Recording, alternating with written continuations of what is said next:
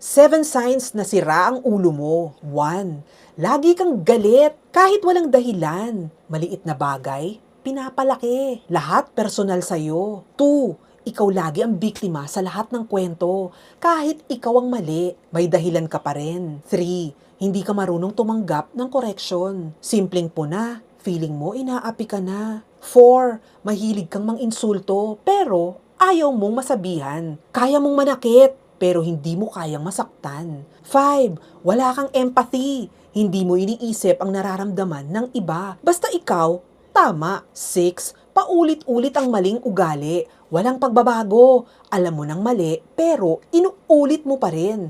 7.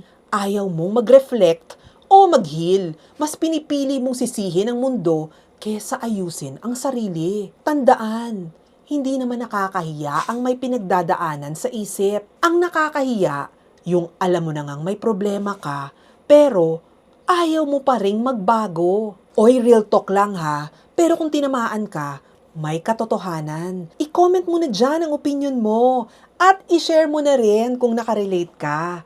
Maraming salamat. This is Ella. See you sa next Real Talk.